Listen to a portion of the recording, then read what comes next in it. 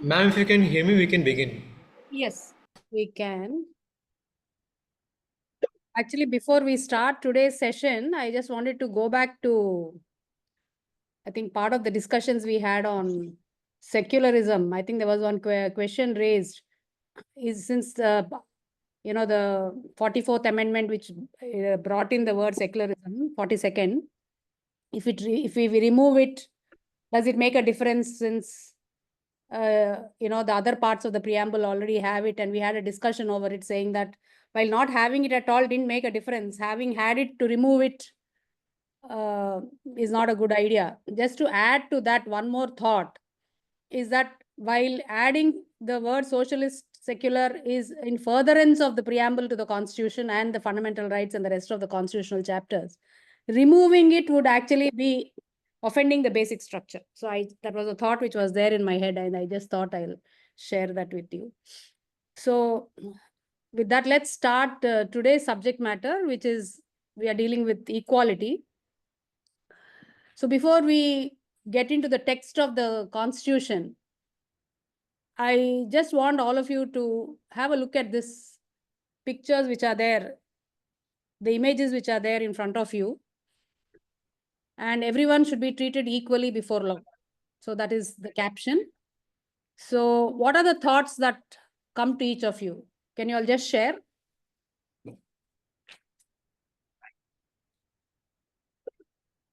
Feel free to unmute yourself and share. You can also put it in the chat in the meantime. I'll read out the chats.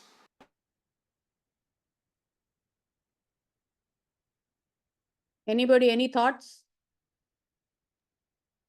I think it depicts every cross-section of the society should be equally treated before the law. That is the indicative. True. Apart from that, any other Uh, thoughts? Usually, we violate the rights of the children, or we don't consider them as a person until they grow up, like a earning member of the family, even if they belong to the same category, because obviously one's own children will be their own caste, their own social status, but they don't consider them as a person, and they deprive them of their dignity. They don't value them as a person, so they should also be treated with respect. So what does this picture tell you about it? They are all equal. Okay. Can you take that little, just now you said that while yes, they are all equal, but you had a but, isn't it? Yes. They don't treat them with dignity. Okay. Anything else? Anybody else? Yeah, Okay. I think the marginalized people should be equally treated before the law, but they should be also be focused that they are marginalized and they are neglected, unfortunately. Okay. Yes, would I want to say anything? I will say.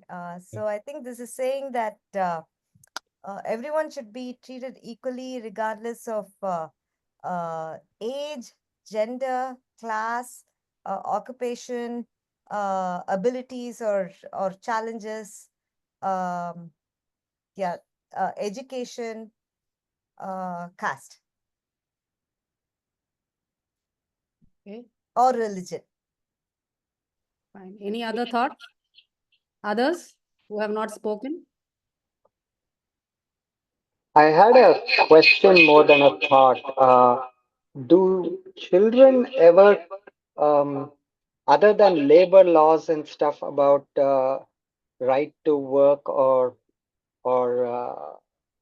whatever, uh, do children ever come front and center with the law directly? Because typically in a family, like the parents kind of overshadow any of the rights of the child, and they claim to uh, take care of the rights of the child as opposed to society looking at them as an individual. Is there any truth to that, um, are we saying that they should be treated just like an ordinary adult?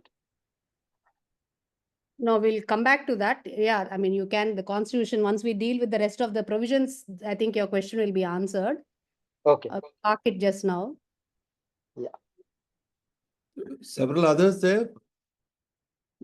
Can you go a little more than just the superficial part of the picture? Can you look at what the pictures are saying? Can you look at the context in which the pictures are indicating? And then look at the statement on the top. Everyone should be treated equally before the law. The manual scavenger is covered in the picture. Okay. Um, So so what? it is very obvious that there is no equality based on the work or the treatment. And there are other vulnerable people in terms of inequality, like the minority child is included and the old age person is included. So, and gender, trans person is included. So there is a big indiscrimination or inequality among all these categories of people. So that is very evident. Though Where we are say you seeing this? equality, yeah. Shakti, where are you seeing the discrimination in this picture? No, there is no discrimination in the picture, but when we relate this picture with in reality, Yeah, go ahead. yeah, when we relate this picture in reality, we can only read the word equality here, but there is no equality in practice.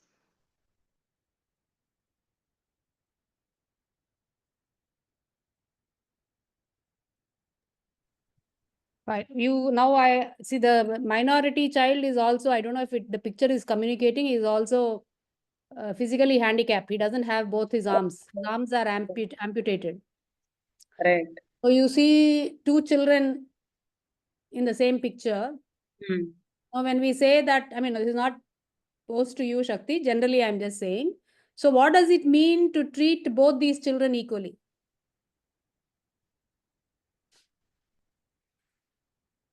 Then you are seeing a young girl and an elderly person, and there's a trans person. So what does it mean to treat all of them equally?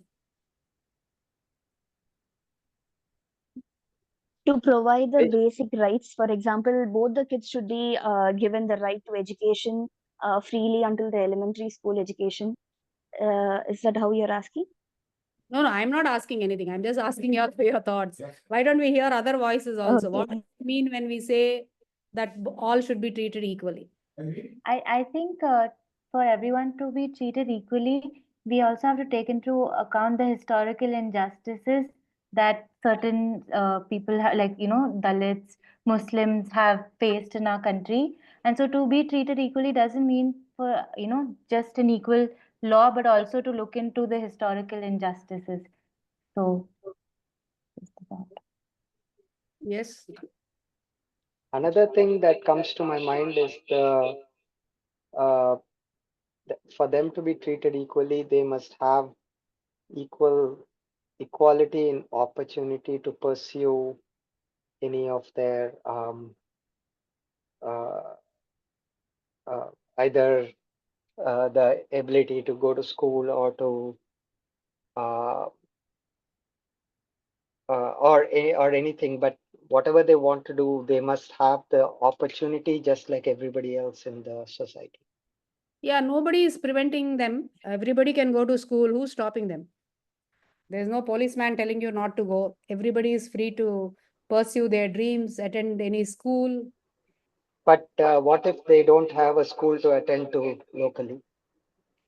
Okay. Because of where they are or because of their place in society? Wouldn't that apply to everybody? Yes, All people it in should that apply to everybody, but so you are saying that is equality of opportunity? No, we are not saying anything. We're not saying anything. We're just raising questions. No, but a child on the right side of the image probably has more access to school than the one on the left, in my opinion, or at least the opportunity to go to school. Okay. Okay, good. I think, yeah, so these are the questions. Please keep all the questions in mind which each of you have raised. Now, It is. I was just wanting to say something like everyone should be treated equally before law is all the more important, or all the more something which can go without a proper sight in a privatized setting, like when everything is privatized, and from the education to health sector to everything. At this time, what is it to treat equally before law? And that becomes a prime thing. So when none of them are starting at the same line, how do we make them first start at some common understanding? And then what is it, if somebody is not able to start at the same line, then what is that the government should ensure, so that everyone feels and then they really get what is required to treat them equally before law? And so it's much more than the equal to sign there. Actually, it's not an algebra, but yeah. Actually, I would also like to add. So basically, what the person said, there is this equality and equity that we say. So acknowledging where the people start from, or where they are, and then supplementing them based on that. So I mean, actually, here equally before law, does it really mean equity, or is it like everybody? I mean, is there an assumption that everybody are starting from the same base, so then everybody should be treated equally, or does it mean we should be acknowledging where they are, and where we need to take them, or is that something relevant here? I'm not sure. I'm just voicing out. Good. I think all of you have raised enough questions and thoughts over this picture. We'll come back. We'll address all these things by the end of this session. We hope that you'll have the tools and the framework to understand the concept of equality. So, Sayantan, shall we go to the next slide? So before we jump into the whole concept of equality, there are two provisions which I thought would be relevant, which you must understand. Is because your part 3, those of you who have got constitution copies, I'm sure all of you would have got it. Part 3 starts with Article 12. So, which defines the state. Part 3 is a chapter on fundamental rights, as we had spoken to you. So we will be talking about part 3, fundamental rights, and part 4, directive principles of state policy. So now, why does the fundamental rights chapter start with Article 12? I think that's something which all of you should understand, because very often there is a tendency to kind of, be very clouded about these distinctions. So we are starting with the definition of the state. See, because essentially when we are talking of fundamental rights, it is enforcing our rights vis-a-vis the state. Why vis-a-vis the state?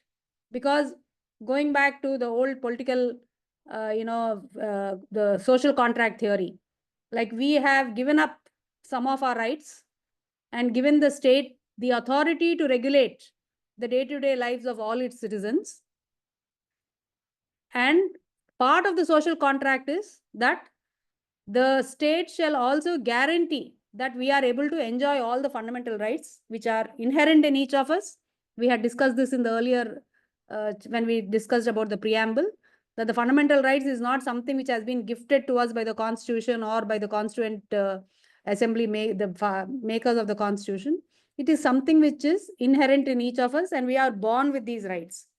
And when we are giving the state, and the state is more than the current government, it is more than the legislature, the executive, it is the entire structure, the power to regulate the society.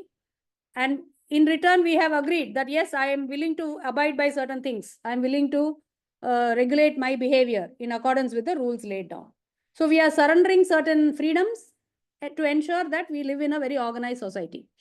So that is why the fundamental rights chapter is essentially a check on the powers of the state vis-a-vis the individual rights that all of us enjoy. So Article 12 is defined in this part, unless is defines state. In this part, unless the context otherwise requires, the state includes. Now, legally, I mean, though I don't want to get too technical, but these are terms which each one of you need to understand, that wherever any legislation, any statute, any section uses the word includes, what we call in legal parlance, inclusive definition. When we say includes, it doesn't mean only this. It is this and more. It includes this, but it also means that in addition to all this, there is a lot more depending upon the context. So, which is what we define as a inclusive definition. So, includes the government and Parliament of India and the government and the legislature of each of the states and all local or other authorities within the territory of India or under the control of the government of India. So if you look at the definition of state, it's very expansive. It is not just the state government or the central government. It also means local bodies. Local bodies means if you're a corporation, it is the corporation office, then the panchayats. It could also be in many of your public sector undertakings which is under the control of the government. So when again drawing your attention back, it includes all these things, which means this list is not a exhaustive list. It is just giving you the broad categories, and depending on the context, the word may include, the military, but there is somebody, Shankar has raised, does it include the military?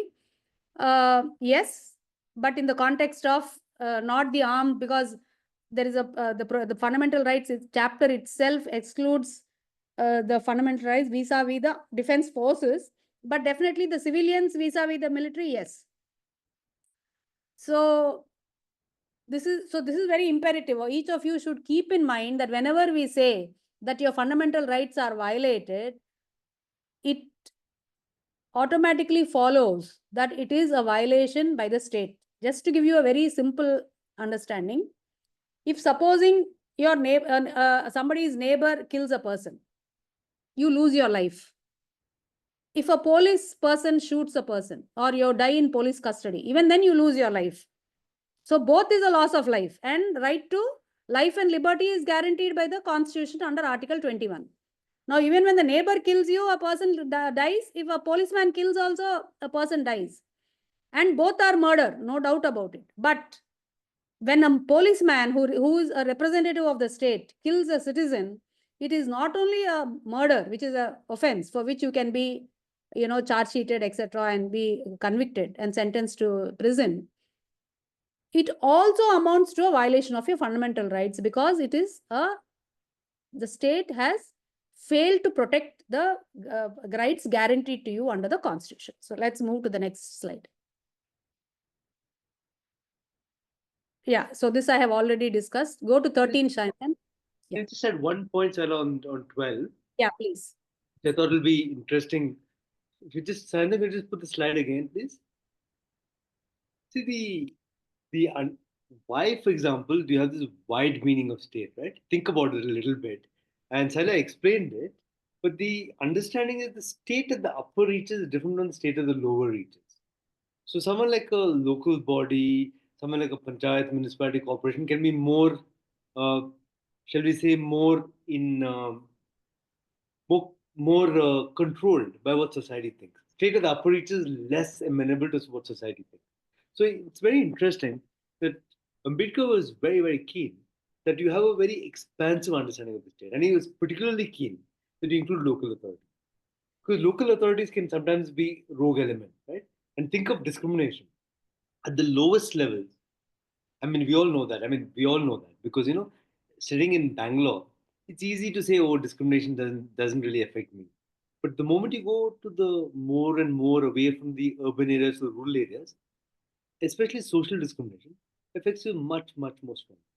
So the idea, the local bodies come with an understanding of state is a very, very important, significant point. And for you all to keep in mind as well when you're thinking advocacy and work, that any local body in Ambedkar's thinking had to come with an understanding of state, because they are the heart of discrimination, right? I mean, that's where the discrimination really can happen in the villages and the rural areas.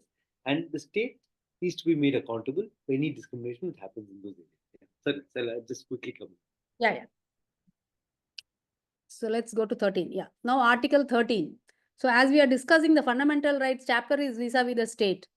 So Article 13 is placing the limits to state power in lawmaking. So because while yes, the parliament has the right to make law in all the subjects which are there in the various lists which we pointed out earlier in the schedule. Now, the state shall not make any law that takes away or abridges the fundamental right. Any such law is void.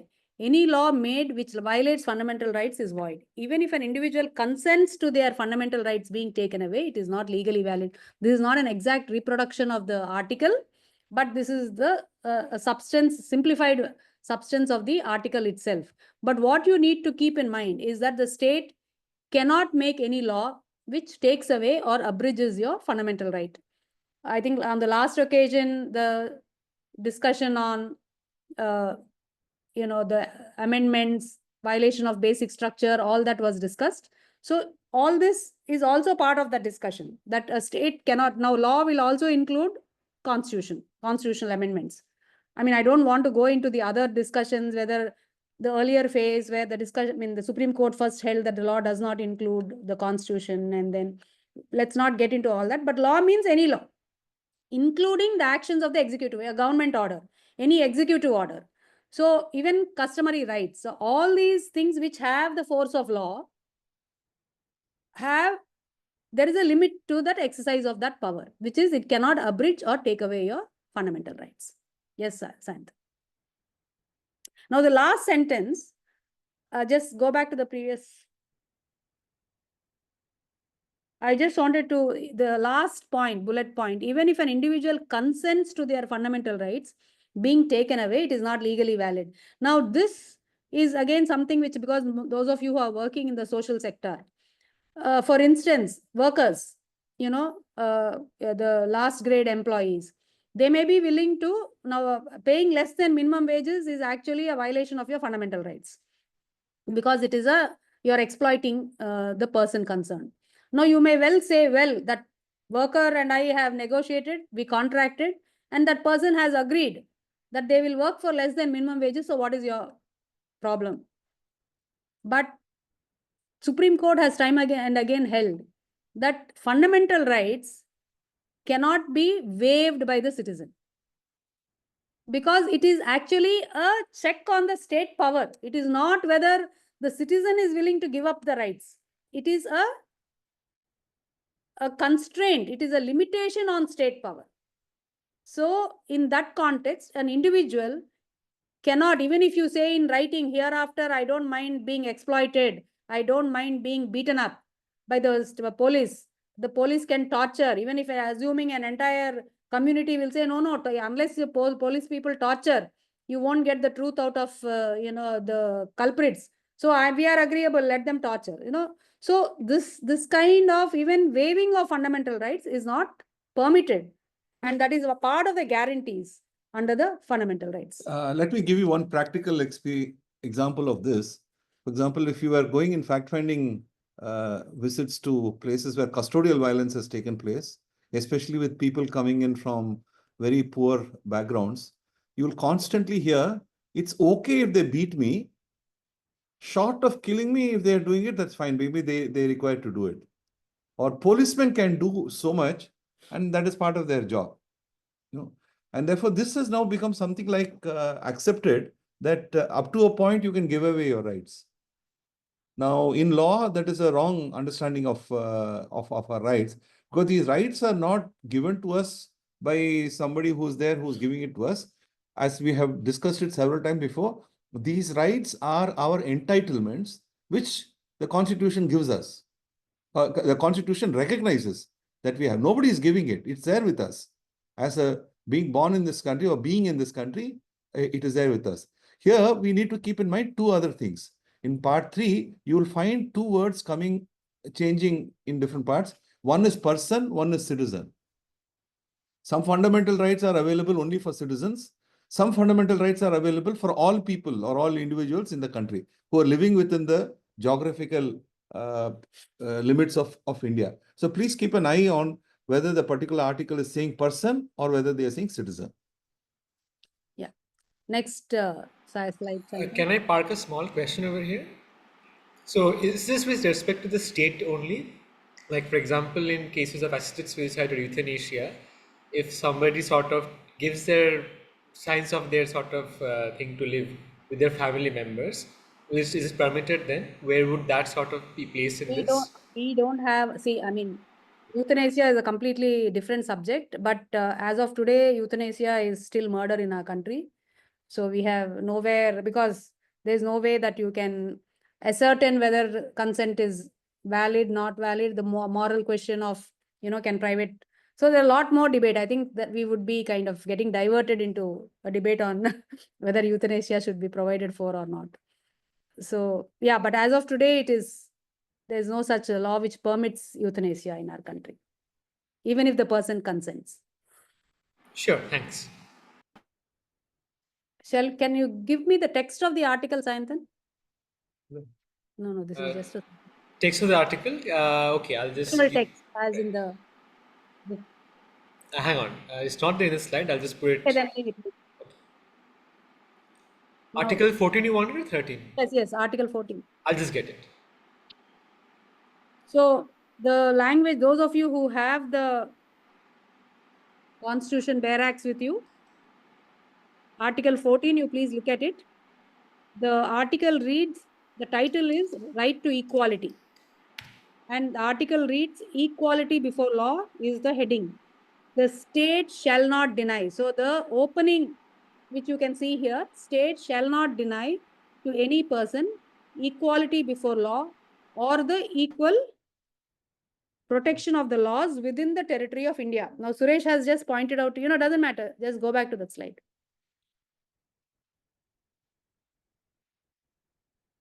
Yeah. So the state shall not deny to any person equality before law or the equal protection of the laws within the territory of India. So here, I think Suresh has just brought to your attention, the usage is person. It is not citizen. So which means even if a foreigner is in India, a foreigner has a right to equality before law. And please now keep in mind, it appears like a repetition, but there is equality before law or the equal protection of the laws. So there is equality before law and equal protection of laws. Very consciously, both these terms have been used. This is the language that you find even in the Universal Declaration of Human Rights. Yes, it has been incorporated. See, when Kassab, during the Bombay killings, when the only guy who was caught and then who was subsequently hanged, and he was caught on TV showing killing a lot of people. And the question that was raised there is, he's been seen to be like this. Why is it that we are conducting a trial, going through a lengthy trial process in the trial court, and then appeal, and then going to Supreme Court, and then pardon with the thing? Okay, so the issue that came up went to the courts, and the courts finally said consistently is this provision is available for all persons in India, not all citizens in India. If it was all citizens in India, then he cannot claim right of equality before the law. But this provision is for all persons, and therefore he has the equal protection of law or the rule of law like any other citizen.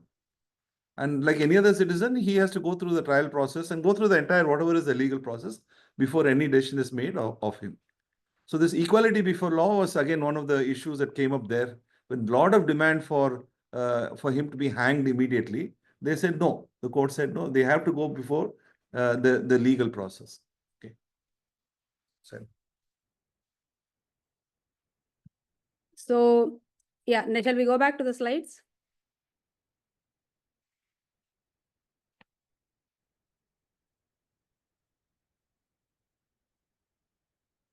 Okay.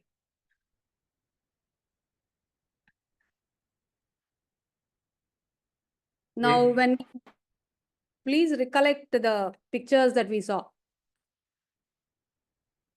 No, these are a lot of, look at bullet point 5. The questions that many of you raised when we were looking at that picture. The boy who's well dressed and the handicapped boy, the man who's a manual scavenger, and the well dressed, booted, suited individual, the urban, young girl, the elderly person, the transgender person. So now all of you had, more or less kind of, yes, came to the point that, socially they are differently placed, and the law should protect them. But the next step that we need to look at it is that what actually we are meaning to say is that when we say that everybody is equal before the law and gets equal protection of the law, it also means inbuilt into that concept of equality is that unequals cannot be treated equally. So a handicapped poor boy or a handicapped boy and a abled boy cannot be treated equally, because that would actually be discriminating against the person who is at a disadvantage because they are unequally placed. So the framework for you, the language to understand this is that unequals cannot be treated equally. So that is a concept that you will have to bear in mind, because this is the basic fundamental concept which runs through the other articles, article 15, 16 and 17, which Arvind will be dealing with it later. So that is the first part of equality, that unequals cannot be treated equally, and treating unequals equally is actually a violation of equality. So if you are treating a person who is a manual scavenger and a person who is, a urban, well-educated, booted, suited man in the same way, it in fact is causing injustice to the person who is unequally placed. So this concept is something which we would like to drive home. And it is an interpretation. Yes, it is a interpretation which the courts have come up in the application of the equality clause. And inbuilt into the clause article 14, when we are talking about article 14, these are the concepts which should immediately come to your mind. Article 14 means equality before law, which means that unequals cannot be treated equally. And if they are so treated, if unequals are treated equally, it is a violation of equality. Then rule against discrimination. What do we mean by rule against discrimination? Now, supposing nepotism, supposing the government decides to grant certain contracts to some people belonging to one political party and not to some other political party. Now here also again, the equality clause is violated, not because, the political party, the ruling party is unequally located or, unequally placed. It's not on that concept, but state action. It is a comment on the action of the state, which is acting in an arbitrary way. So rule against discrimination, rule of law, and arbitrariness. Now these three concepts are, they kind of, one is leading to the other. So when a state acts in a manner which is arbitrary, then it is discriminating. Arbitrary means like whimsical. Oh, I like you, so I'll give you a job. I don't like you, I will not give you a job. Or some member of parliament might say, okay, I will only give jobs to people who are belonging to my constituency. I will not give to others who did not, where the ruling party got defeated. So I will not give any. In fact, that has happened in Andhra. I don't know if any of you have been following.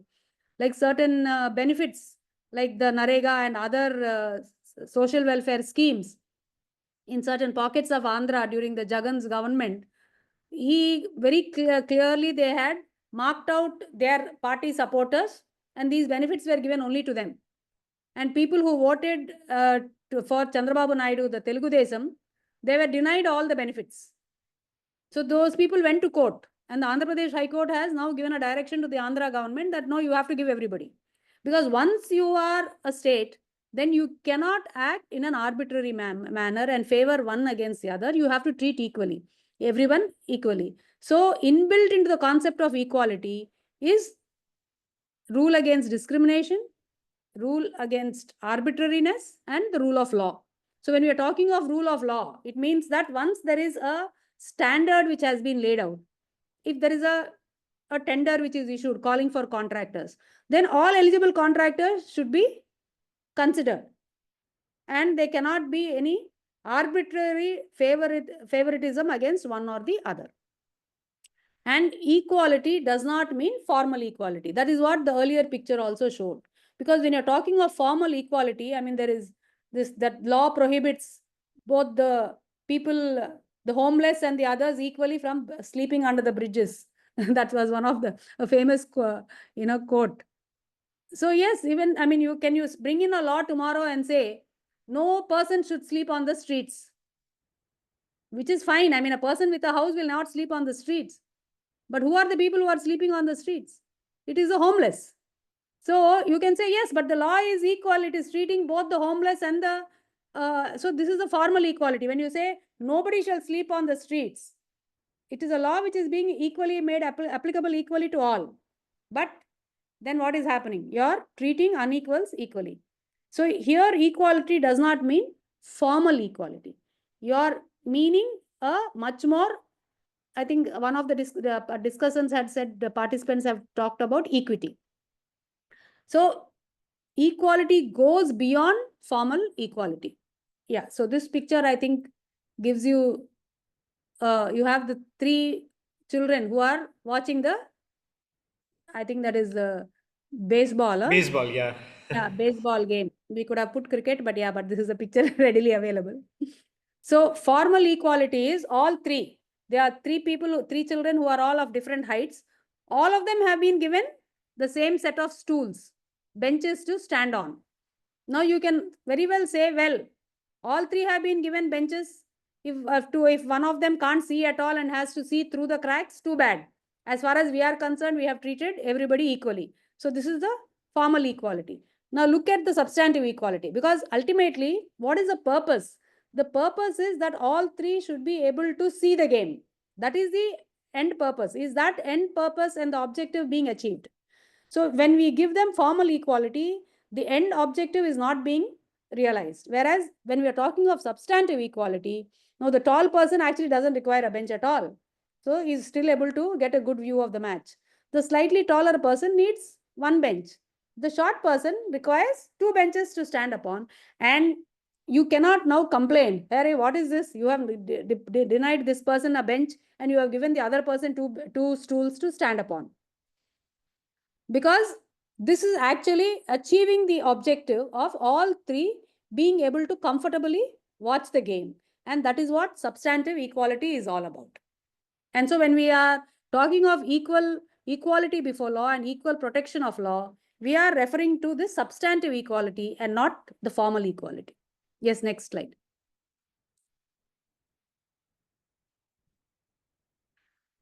So we have seen, I mean, Arvind will take over from here, but just to give you an overview, part of the rule of substantive equality is, as you have seen, the shortest guy has been given 2 stools. So which means you give them certain, which appears to you as a privilege, which is really not. You are actually ensuring that whatever the unequal status which they are, or situation in which they are, is being rectified so that they can actually get an equal opportunity. So Article 15, 16 and 17 of the Constitution, which is under this, is where the rule of reservation and all the other provisions of the Constitution come about. So when you look at the rule of reservation, you will have to keep in mind the concept of equality and the concept of substantive equality vis-a-vis formal equality. Yeah, Arvind, I'll just hand it over to you. Thanks, Hello. Shraddha, can we remove the slide thing? Yeah, super.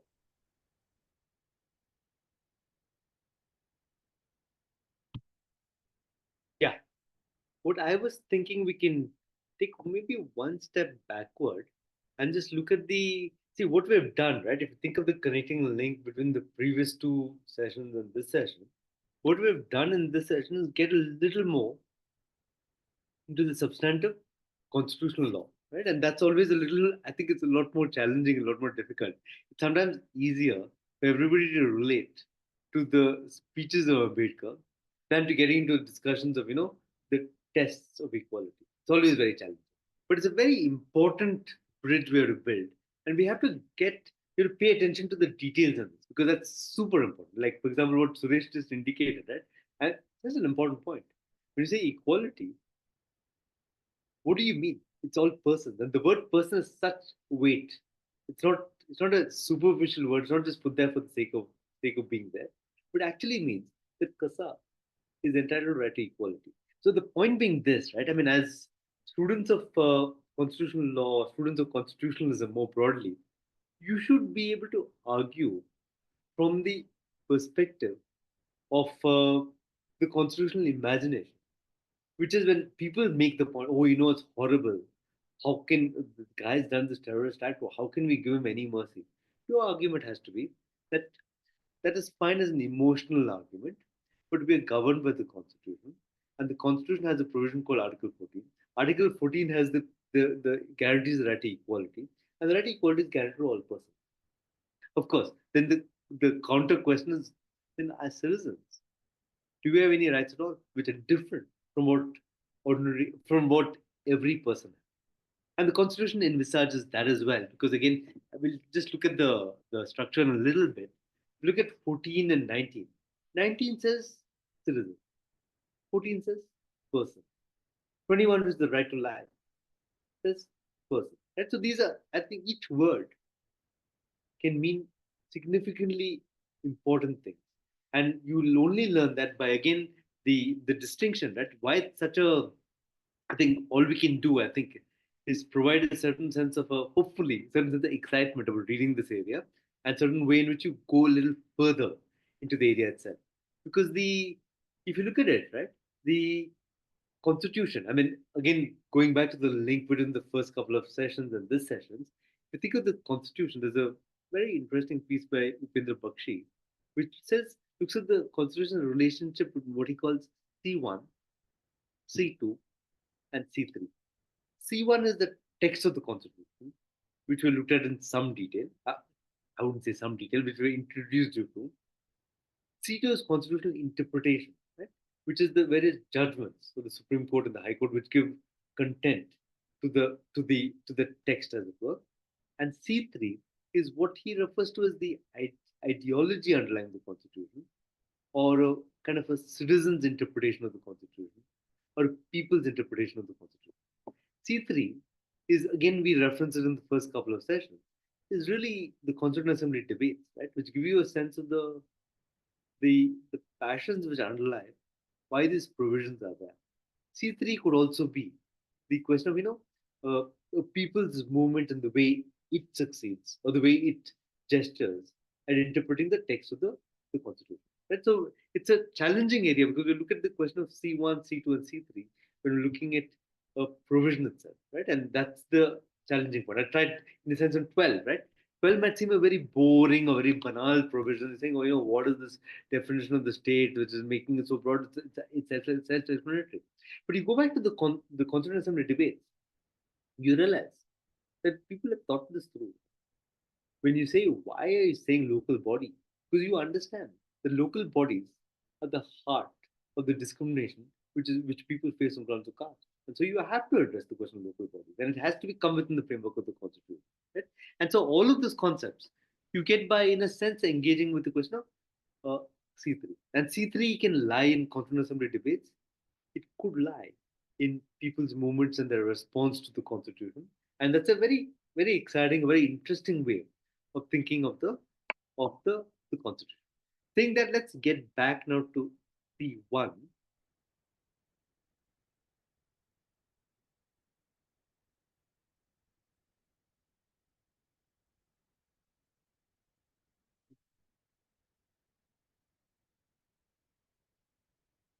Sorry.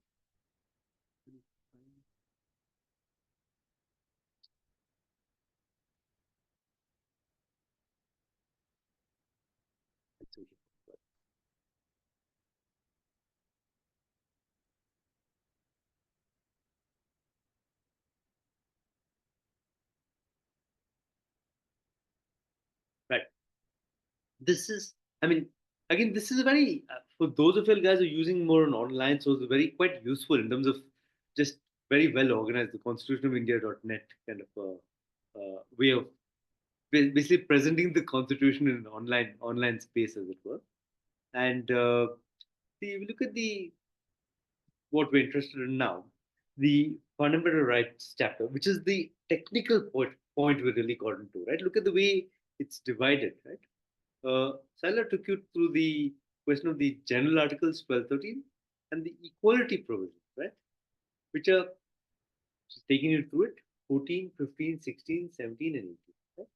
And again, it's not easy. We're just saying it like 14, 15, 16, 17, and 18.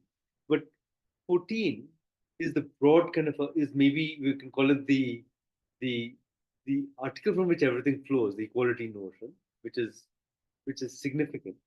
15 is the non-discrimination on certain grounds, which we're going to look at now. 16 is the question of the equality of opportunity in matters of public employment. You say it this way, but then the problems or the nuances come because 15.4 talks about reservation. 16.4 talks about reservation as well. So then you get the dynamics of it, right? And how does 15.4, 16.4 relate to 14, 15, 16? Those are the questions here. And 17, of course, is the abolition of untouchability. And how is abolition of untouchability of the right to equality? Right? So these are the questions you have on the equality part itself. But just quickly look at the other part. So you have a sense, again, since you've talked about the freedom of religion as well, look at the other parts as well. Just very, very quickly. So you have a sense of the broader frame, as it were. The freedom again is emphasized as 19, which we've talked about, which is the speech expression association, the citizens' rights, as it were. Again, see, maybe just click on it so you get a sense of the language. Look at this again. Significant, right? 19, citizens have the right. Speech and expression, assemble peacefully, form associations, etc. Right? And 20, this is the, gets into the text as it were, but we have to go back, I think. 20 is to do with more the protections with respect to conviction of offences in criminal law. So we won't get into that for now. 21, again, look at the language. No person. Suresh took you to that language, no person, right? So no person can be deprived of life or liberty except according to procedure established by law, right? So again, the idea, it's not citizen, but it's person.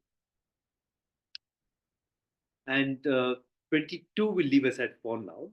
And the other subheading, writing and exploitation, again, very important. We don't often talk about this, but just very briefly, is prohibition of traffic in human beings and forced labor. Again, the prohibition, traffic in human beings and beggar and other similar forms of forced labor are prohibited and shall be an offense punishable in accordance with law. Right? Again, we can ask questions: what is the notion of beggar? What is forced labor? What is the constitutional interpretation of these provisions? And again, just park it there. But the Asian Games Village, for example, interprets the question of what is forced labor. Right? But again, there's lots to be done, but we don't have time to look into that for now. 24, we're not going to look at, but just you get the broad point, right? Provision of employment of children in factories. That's it. The writing is exploitation. And this 25, we looked at it in some detail, or we've mentioned it again, not detail, we mentioned it again, which is the right to freedom of religion. Just 25.1, I just look at 25.1 just for your, just again, to give a sense of the provision, right? It says, subject to public order, morality, and health, and the other provisions of this part, all persons are equally entitled to freedom of conscience and right freely to practice, profess, and propagate religion. Right? Again, very significant, very important, and just keep in mind, right? The question of the right to freedom of conscience and profess, practice, and propagate religion is subject to public order, morality, and health.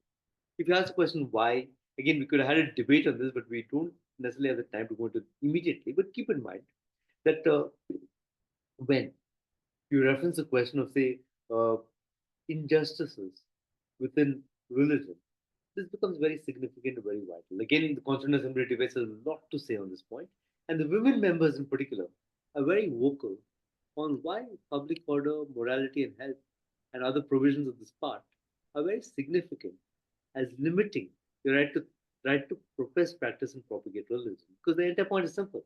If you say right to practice religion, what happens to practices which are unjust as far as women are concerned? Right? You can keep that in mind. We can't go into it immediately. Other than that point of 23, please, yeah. came up during the COVID time. If you Yep. remember, people will remember that in Delhi, there was an assembly of people belonging to the Islamic faith who had come from all over, and they came over uh, much before COVID was announced. So if you remember, there was a huge crackdown on those groups from all over. The Tablighi Jamaat type of a thing. So one of the issues that came up there was this Article 23. And when the government was pushed to the corner, they went back to the whole issue of public order, public safety and all that. And then later on, it got very clear that there was nothing, no public order there issue at all. But that while there was a violation of Article 23, that was an issue that many groups had also taken up vis-a-vis the way the central government had tried to pressure the Tablighi Jamaat and made it into a Hindu versus Muslim type of a practice. Yeah.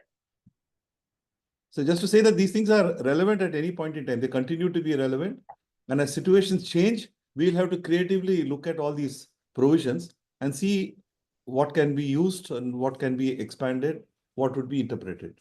No, I think what Arvind has been pointing out is that while yes, everybody has a right to practice, and even propagate the religion of their choice, it is limited. The opening sentences, subject to, I think please read that. Because all this language is very important. See, part of this exercise of dealing with the constitution is that I think in the group somebody had mentioned that, it's getting too legalistic. But the idea is that all of you should, these words, these terms should become actually part of your everyday usage. So when the opening sentence, subject to public order, morality and health, and to the other provisions of this part. What is this part? Part 3. Part 3 is the chapter on fundamental rights. So the person's right to freely profess, practice and propagate religion is subject to public order, morality, health and to other provisions of this part. So here in this context, when we are talking of gender equality, unfortunately, a lot of gender rights, women's rights especially, are curtailed in the name of religion. Saying that because your personal rights, which is whether it is marriage or divorce or custody or even right to inherit property, all these things are very closely linked to our personal laws, which is whichever religion each one belongs to. And when any of the practices or even our Sabarimala judgment, when your religious practice is in contradiction or contrary to public order, morality, health, and to other provisions of this part, then what should prevail? Because your right to propagate and practice and profess religion is subject to it. So this right is subject to or subordinate to part 3.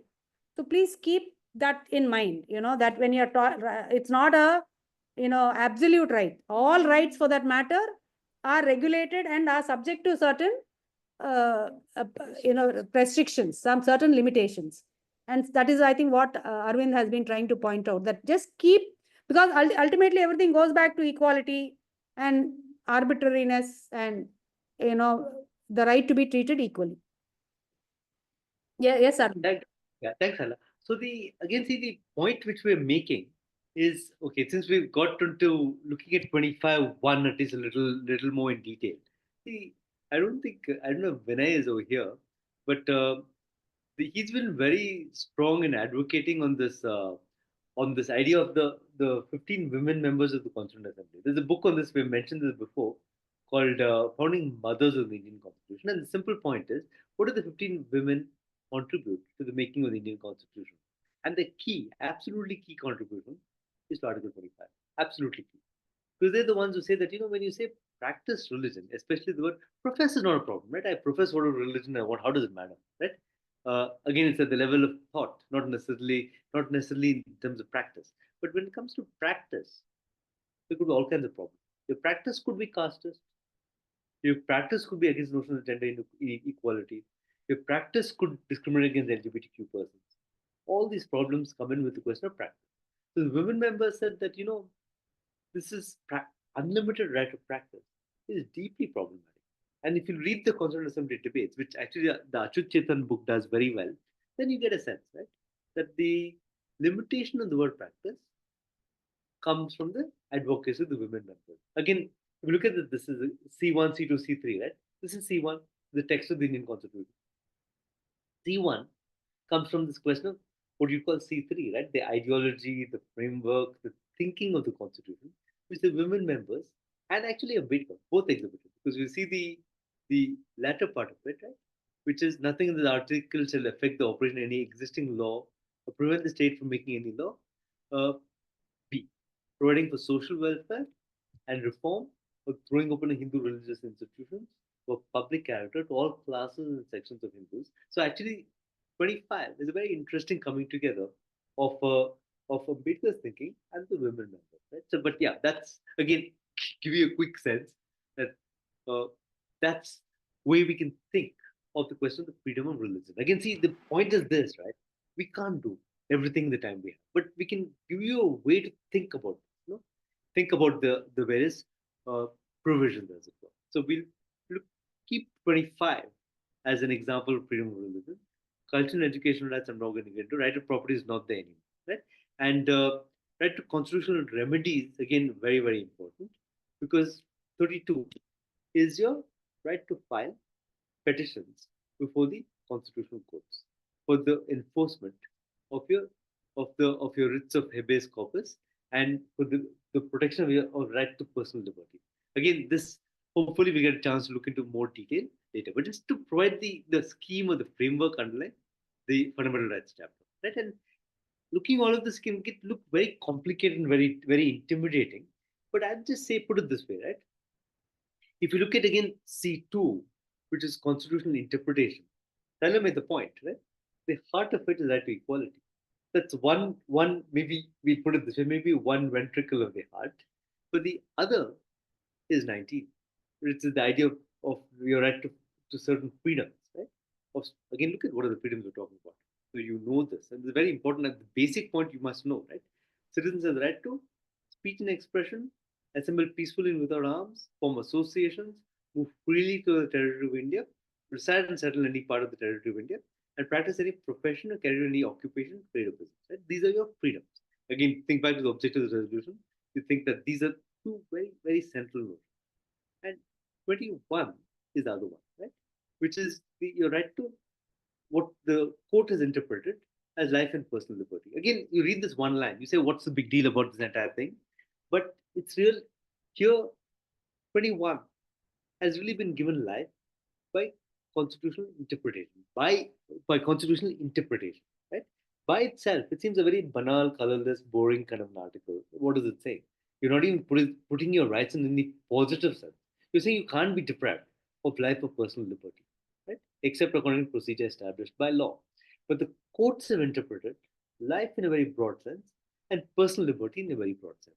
So really, I mean, again, this can be contested and challenged. I'm sure Suresh and Salah will have many thoughts on this. But one thought is the heart of the fundamental rights chapter is the relationship between equality, which is, in a sense, the 14, 15, 16, 17, of course, but 14 as a crucial article, freedom, which is the entire question of 19, and 21, which is life and personal liberty. Right? So these are, I mean, again, I'm not saying this because it's my thought, but the Supreme Court has come out again and again, make the point of what they call the golden triangle of 14, 19, 21, as three crucial points when we think of the fundamental rights chapter.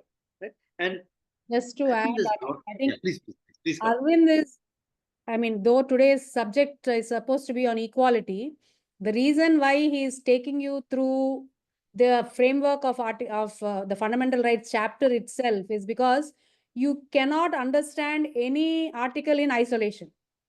Because when you're talking of equality, you in the 25, you can see that equality spreads into 25 also in professing religion. He showed you the connection. And then the second part of equality about opening up Hindu temples to people of other, to all castes and other, that goes to Article 17. Article 17 abolishes untouchability. But abolishing untouchability without attendant changes and reforms would become meaningless. So 25 provided for expanding the rights which Article 17 guarantees. So none of these articles or rights are individual watertight compartments. You need to keep in mind the equality clauses when you are dealing with the freedoms. You need to keep in mind, equality when you're dealing with your right to life and liberty. You need to keep equality in mind when you're dealing with your right to profess religion. So it runs through the end when you need to look at equality, when you're looking at prohibition of traffic in human beings and forced labor, prohibition of employment of children in factories. So again, that is going to equality again, because you can't treat children and adults in the same manner. They require certain special protection. So treating unequals equally is a violation of your equality clause. So that is the reason why you need to understand equality in the context of all the other articles in the fundamental rights chapter. Yeah, Arvind, please go. Just one thing here.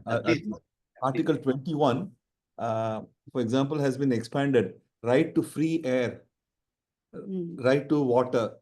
Now, if you see just 21, none of that is there.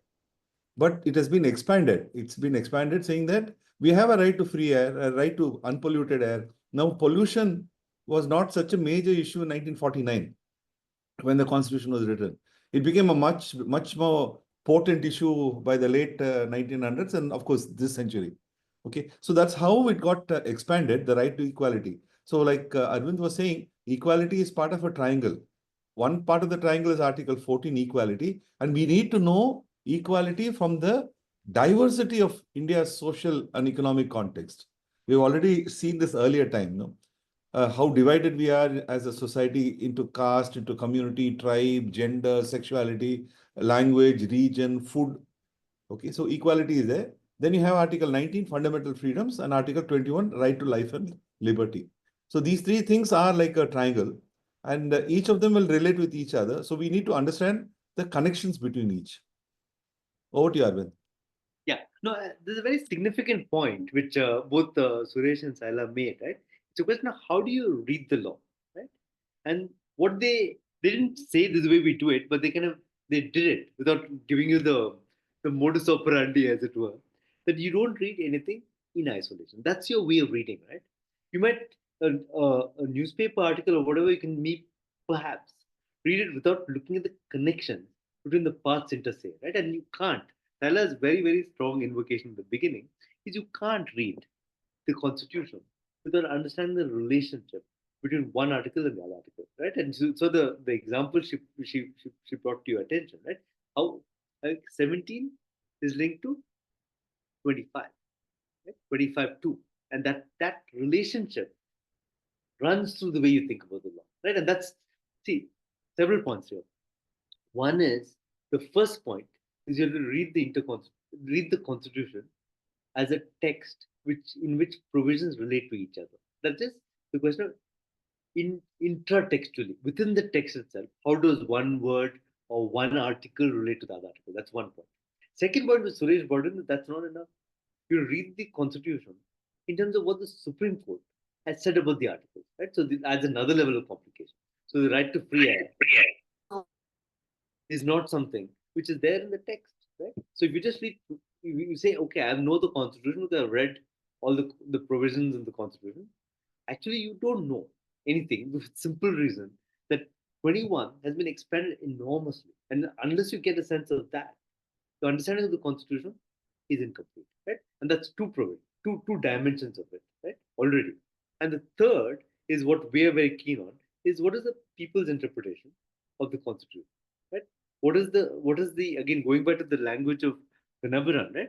What he says is the Constitution is like poetry recollected in tranquility, right? And so the analogy is saying is it's a result of a struggle, right? How do you understand this being a result of a struggle? And how do you get in C1, C2, and C3 in your understanding of the Constitution? That's the challenge which we have before us, right?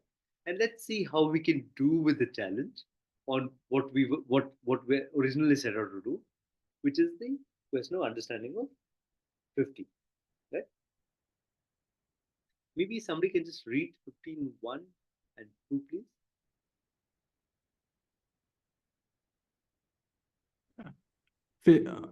Article 15.1. The state shall not discriminate against any citizen on grounds only of religion, race, caste, sex, place of birth, or any of them. 2 as well, please. no citizen shall, on grounds only of religion, race, caste, sex, place of birth, or any of them, be subject to any disability, liability, restriction, or condition with regard to A, access to shops, public restaurants, hotels, and places of public entertainment, or B, the use of wells, tanks, bathing huts, roads, and places of public resort maintained wholly or partly out of state funds or dedicated to the use of the general public. Thanks. So what is the distinction? I mean, it's quite, I guess, obvious. The distinction between 15.1 and 15.2. Link it back again. See the linking back concept. Like linking, I think you have the constitution with you. Link it back to 12.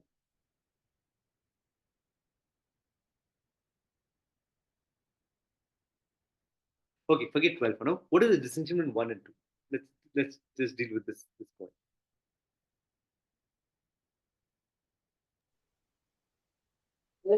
Is it deep?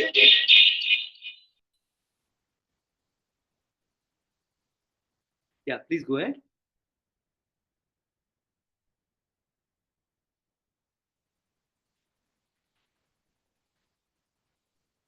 Is it trying to detail some of the discriminations that could occur in point 1? Is detailed in point 2 here? Okay, that's one distinction. You're right. 2 is more detailed than 1. That's one distinction. Okay, any other distinction? It's in one says what the state should not do. It should not discriminate. And then 2, I guess, gives like instructions to the state on what it should, I guess, seek to do. You think 2 is about state? Or just read or 2. So 2, no citizen shall, on grounds only of religion, Okay, race. just on that point, right? 1 starts with the state. 2 starts with citizen, right? So you think they're addressing different entities? So what one is concerns the state on what the state should not do, and then 2 concerns on what citizens should not do. That's the crucial distinction between 1 and 2. Is 1 is about the state. 1 is prohibits the state from discriminating, and 2 prohibits the citizen from discriminating, right?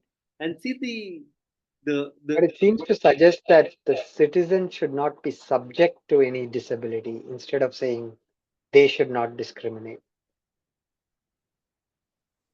Yeah, the citizen should not be discriminated against, right? With respect to access to shops, public restaurants, hotels, and places of public entertainment. But the question is, right? Who owns shops? Who owns restaurants? Who owns hotels? Who owns places of public entertainment? Is the state? Good. I'm glad you pointed out that. That's a good point.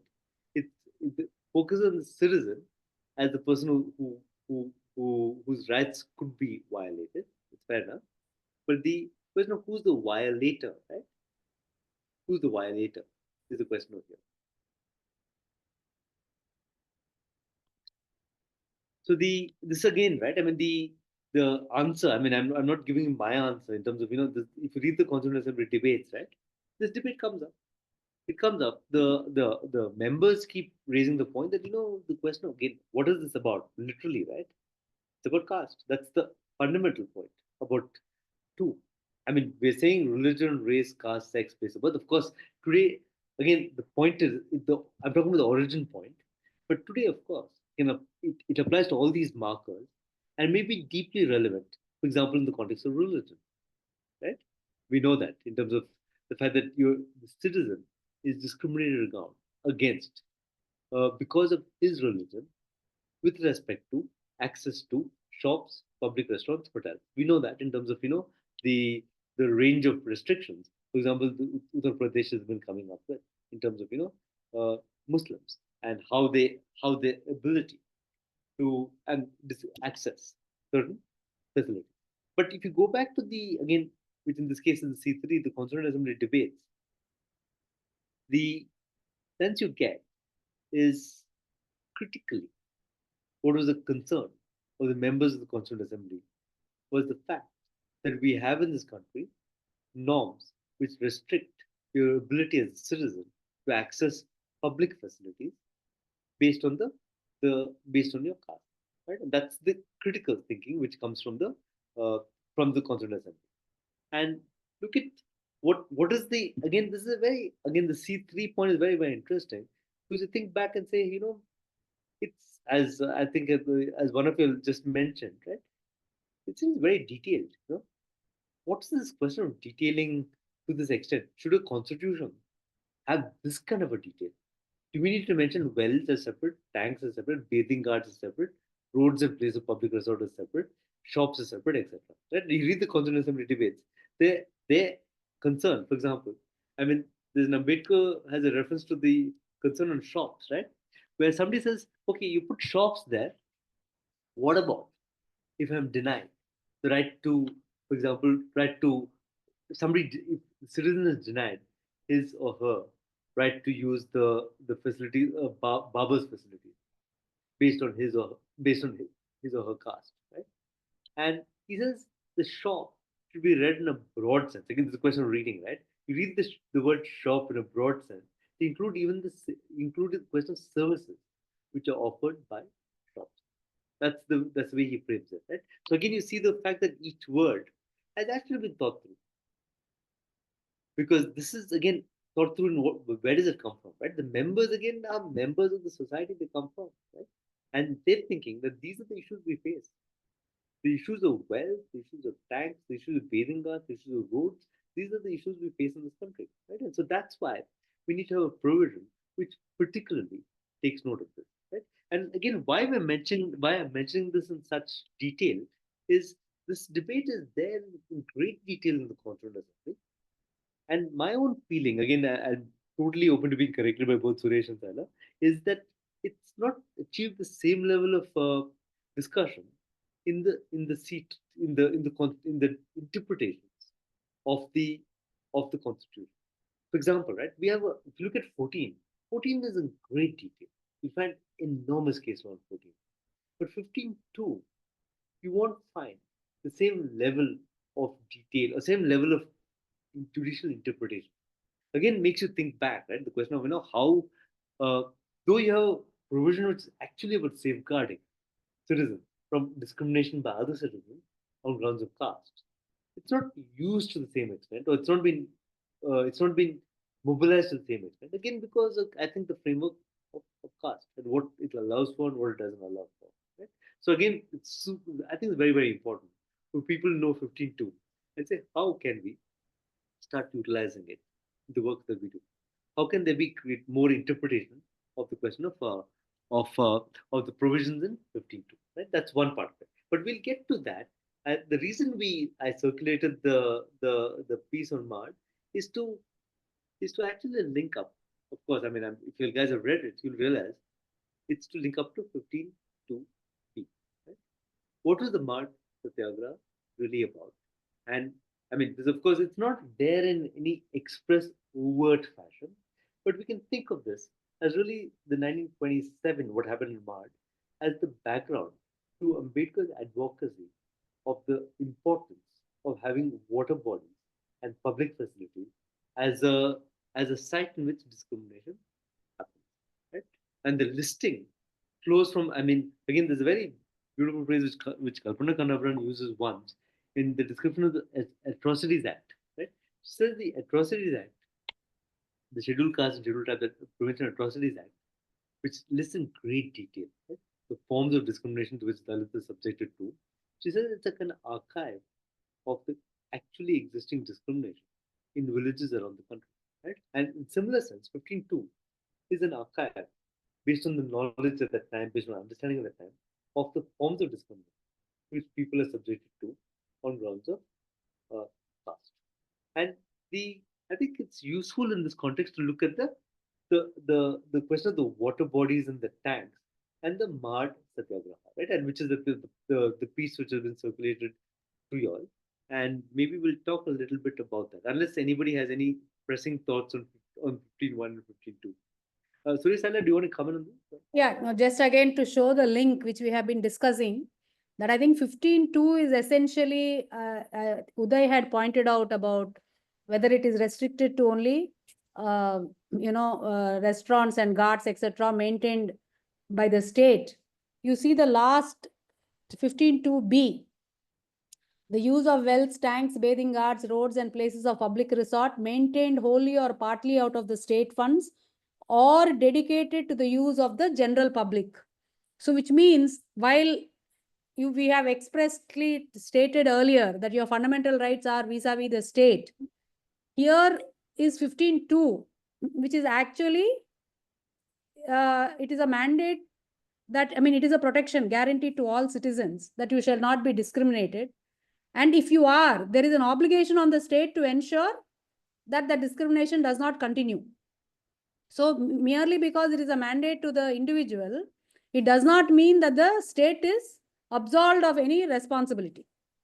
So I think the Mahad piece, I'm not too sure, Arvind, if it was circulated. If not, Sayantan, please circulate it. No, it's there on the drive, but I think we circulated late, and also because it was year end, I don't think people got a chance to read it. So it'll be good if we touch upon it briefly and then sort of interlink it. So here again, I think 15.2, because your rights guaranteed under Article 14 and then Article 17 dealing with abolition of untouchability will become meaningless unless we break it down into the reality of the Indian social context, where rooted in the Indian social context is discrimination on grounds of religion, race, caste, sex, place of birth, is rampant in our society. So unless the Constitution takes care that such a discriminatory practices are also addressed, Article 14 would become meaningless. So that is why they have said that wherever shops, public restaurants, hotels, and places of public entertainment, so any place where public have a right, you can say that somebody cannot enter my house because that is essentially a private area. But whenever anything is which is dedicated to the use of general public, you cannot discriminate. So you cannot really say that, dedicated to the use of general public. So whether it is a shop which is selling wares, or it is a hotel or restaurant, your cinema theater, all these places, bathing ghats, the Mahad was about Dalits using drinking water from a tank, for which there was opposition. And it's very interesting if you read what has been circulated and what transpired, how the Brahmins thereafter tried to purify the water tank by putting cow dung and other things into it, etc. So that was a level, that was the social reality and the context in which this article will have to be understood, and the reason why it is so important that this. So today, by and large, maybe at least in urban places, you don't find overt prevention, but I'm sure time and again you do come across in the more ambiguous things like your rental accommodations. When you are looking at your classified ads, where people put up saying that rent only for vegetarians, which means it can translate it to a particular caste or community. So there is still that discrimination which is happening. Now, whether that discrimination would fall foul of Article 15 is something which has to be tested. Unfortunately, like as Arvind has pointed out, 15.2 has not really been used to the extent that it actually has to be or ought to have been used in our society, because still our assertion and going to court has been vis-a-vis the state and not so much within the community. But having said that, if you look at those of you who know about the Karamchedu, massacre, Karamchedu is a village in Andhra Pradesh where an entire Dalit hamlet was, people were massacred by the upper caste communities for the simple reason that in a theater, which according to this article, it is a place dedicated to the use of general public. So a Dalit boy who was sitting behind a caste Hindu person stretched out his leg, and it happened to touch the seat of the caste Hindu person. And that was seen as a provocation enough to kill an entire village of Dalits in Karamchedu. So you can still see the extent, and Karamchedu is not something which is, pre-constitution or in the 1920s or 30s. It's something which happened in the 1990s. So, and I think I don't know if the appeal is still pending. The Karam Chedu, I don't know if recently they have been acquitted also. So I'm saying the issue of discrimination on grounds of caste is so relevant even today. And as part of those who are in the social activism field, I think 15.2 is a provision which we have not explored fully. And there's much scope for that. Yes, Arvind, yeah. Arvind, please go ahead. Yeah. And Suresh, do you want to come in and say what? No, Suresh is on something else. Yeah, please go ahead. Super. Yeah. So what I was thinking we can look at now is this question of the mud piece itself, and maybe try and make a connection to how it links up to 15.2, right? And again, as Sila was indicating, when you think of the Mud Satyagraha, there's been a lot of writing on it. And for those who are interested, I'd recommend, apart from the piece, of course, which you must read, is a very brilliant book on the Mud Satyagraha by Anant Teltumbe called Mud the Struggle, or Mud, I think that's what it's called. But it's really kind of in the archival documentation of the basis of what happened at Mard, as it were. And the simple point for those who haven't had a chance to read it, right? The starting point actually, again, is very, very interesting in terms of the way law interacts with justice, right? How suddenly did did the Dalits led by Ambedkar uh, go to the tank and drink the tank from which for many, many years, for centuries, Dalits have never drank water from the tank. How did that happen? Right? You ask that question, you go back to you have to go back and say that the Executive Council, there's a member called Bole who moved a resolution which basically said all public facilities should be thrown open to all persons regardless of any ground, as it were, regardless of questions of caste. Right? And again, it's very interesting. The Bole resolution is passed. But again, nothing really changes, right? You can pass any resolution on the level of the center. Nothing really changes in the in villages or small towns, etc. And the Bole resolution is moved, and then within the mud municipality, again, somebody says that following the Bole resolution, we're throwing upon all water bodies within the mud municipality to all persons, regardless of caste. Right? Again, the question of I think in some ways struggle, some ways the fact that there are people of conscience at all levels of the state, right? Bole himself moves the resolution. I don't know much about him, but yeah, it's interesting that somebody moves the resolution. Then somebody in the Mud municipality decides to again implement that resolution, passes another kind of another resolution, saying we implement what Bole has set out. Right? Those two facts happen. But what the activists realize is all this is great, but nothing has changed at the ground level. Absolutely nothing. Right? You pass a resolution, but how does anything change at all, right? And here we get back to the Kanabran point that the only way rights become real or the rights become possible is in the context of struggle. That is, you can have a paper enunciation of rights. The paper enunciation has to be translated into reality. This is not to discourage the paper enunciation, because the paper enunciation starts the process, right? And that's our point. The Constitution starts the process, the Universal Declaration starts the process, and in this case, the Bole Resolution starts the process, right? It's not enough, but it is a starting point. And that's the way we should always look at the frameworks, like the Constitution, or frameworks like 15.2, or frameworks of like the Universal Declaration of Human Rights, right? And so we have the resolution, we have Mard municipality saying that they're passing another resolution. And then again, an activist, I think his name is More. I think you'll find the details in the Anand Teltumbe's book, which is very brilliant actually. He says, all this has happened, but nothing has changed on the ground level. We have to do something about it. So he decides to organize a conference in Mahad, and to which he invites Ambedkar to be the president of the conference, right? And so uh, conference is organized.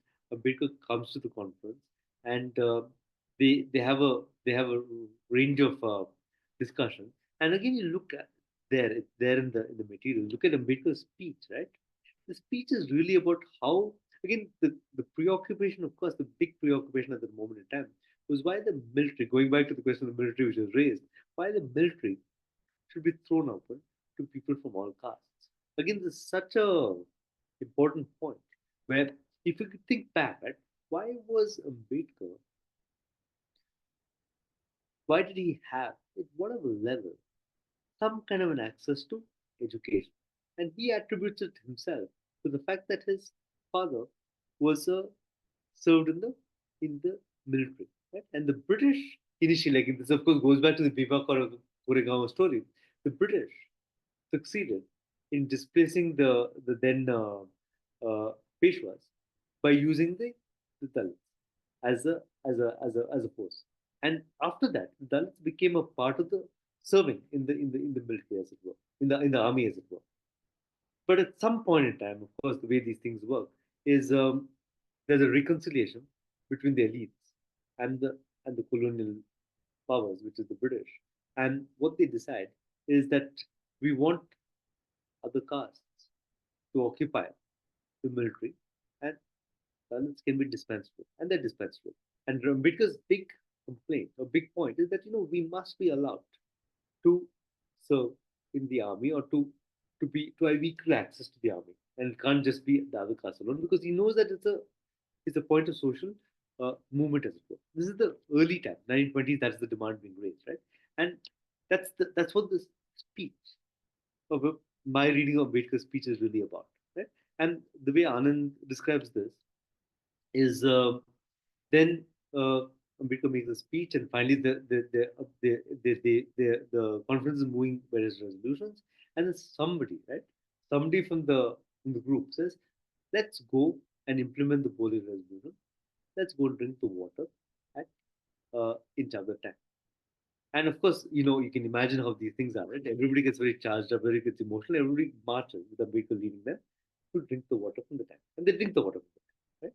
And they're coming back, and they reach the conference venue. And when the assembly disperses, everybody's going to their own homes, then the assault which happens on various members, right? And in terms of how dare you drink the water out of the tank. That's a big kind of a point being made. And after that, of course, Saila pointed out too that the Brahmins were very upset that this kind of a violation of the notion of purity, and so then they purify, right, the water out of the tank, right? Which is with a range of rituals, and adding all kinds of cow urine, etc., to purify the tank. Which again, you see, what is the problem with that?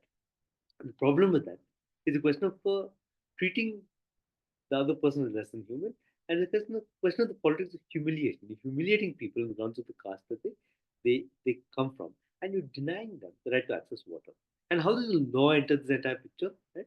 And the law is in your favor, right? You have the resolution in your favor. You have the municipality in your favor. Everything in your favor. So what did the upper caste do? They go to the court, right? They go to the court, and they get an injunction saying that the Dalits are not allowed to to prohibited from accessing or using the water at the tank, because it will cause irreparable harm to the Brahmins, because they had to do all the purification ceremony, etc. So the injunction is passed, right? So you can't take the water from Chadar tank, right? So it's a very complicated scenario. So suddenly you have an injunction in place, and the challenge which Ambedkar faces is, what do you do?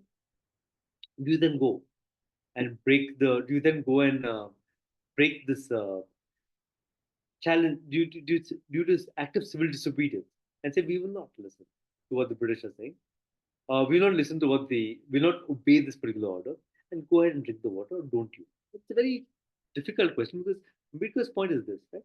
And it's again very important to think about, because it's a very often we think, when we we think with the state as the violator. We don't often think of society as the violator, because the point is this: society is already against you. Can you now have the state against you as well? That's the challenge he faces. And finally, they decide in the conference. They decide that they will not, right? They will not disobey the injunction of the state. Yeah? They decide to do that. They decide not to disobey it, because the concern is, if the state is also against you, society is against you, then where do you go? Right? The entire story, I'm not going to go further into the story, but it's a very important narrative which Teltumde, which Anand puts forward. But get back, right, to what was the speech Ambedkar makes in the first conference on drinking the water. That's what we want to look at, right? What is the speech? And we'll maybe read the extracts for you. Uh,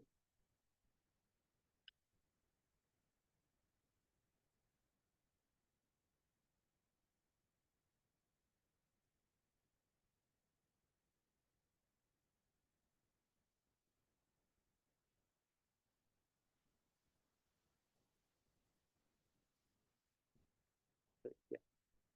This is the extract from the MART conference itself. The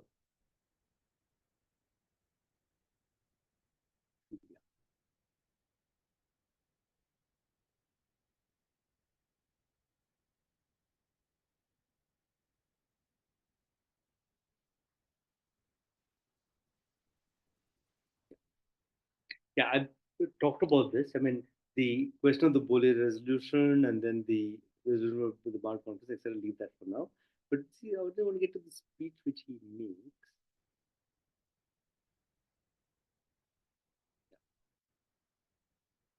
Again, you see the problem, right? How do you make the resolution a living reality? That's the problem which they face. Uh,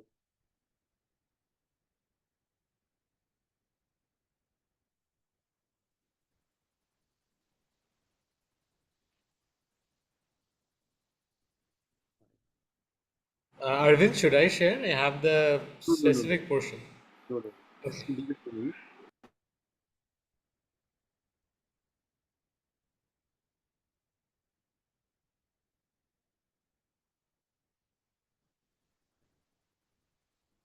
Yeah, this is all the legal process we just spoke about. Ah, this is what I want to get. Plea for abolition social disability. Just read this actually. This is what I mean. It's very very interesting, right? What does Ambedkar think of the entire battle at Mart, right? To drink that particular water. How does he frame it? Is the question of the right to water? What exactly is it? Again, you have to think within the constitutional frame of the link between various rights, as it were. Right? What is the articulating? But we'll read it first. Yeah.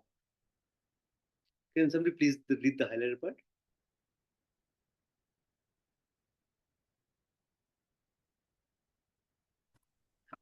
The so-called caste Hindus are bitterly opposed to the Panchamas, personal belongings to the fifth class, the depressed class, using a public tank not because they really believe that the water will be thereby spoiled or will evaporate if Mahars and others use the tank, but because they are afraid of losing their superiority of caste and of equality being established between the former and the latter. We are restoring to this satyagraha not because we believe that the water of this particular tank has any exceptional qualities, but to establish our natural rights as citizens and human beings. Struggle for equality. This conference is held to unfurl the banner of equality and thus may be likened to the National Assembly in France convened in 1789. Our conference aims at the same achievement in social, religious, civic, and economic matters. We are avowedly out to smash the self-frame of the caste system. Yeah. So if you read the first highlighted paragraph, right? What are the rights which you think underlie what Ambedkar is saying here?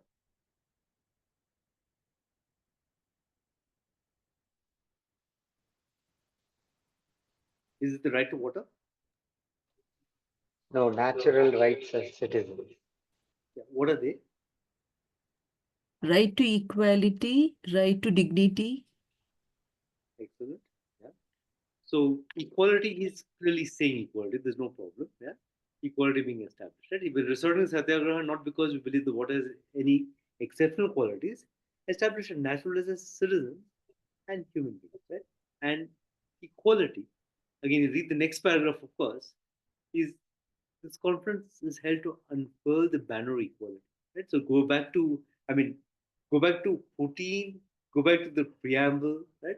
That's what uh, he's saying it's about. Again, how do you read uh, things?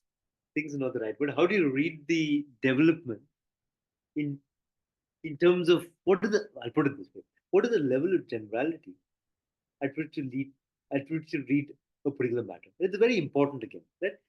Ambedkar very well said. We have the right to water. Why how we deny us right to water? We want to drink the water, but no, he's able to abstract the question of water, which is a very specific point, into the right to equality. Right? You're able to think at a higher level of abstraction, which is the question of the equality question. And the other point you made is the question of dignity, right? And again, that I think, if you read this, right, you get the sense of dignity. Using a public tank, not because they really believe the water will be never spoiled or evaporated, Mahars and others use the tank, but because they're afraid of losing the superiority caste. Right? So again, when one caste is superior to another caste, what does it hit at in terms of the caste being subordinated? It hits at your right to equal treatment and your equal right to being perceived as equal, and fundamentally right to dignity. Right? Dignity, again, you think back. What is dignity? Dignity is the other humiliation. Dignity is your right to, in a sense, be treated as one or equal to the other person. Right? So clearly, right, dignity and equality are the rights being evoked out here. That's been my reading. Again, we can have other readings as well of what the speech said, what the speech means, right? And you think of it, right? Somebody's had such a powerful, a very strong personal experience, you won't forget it, right?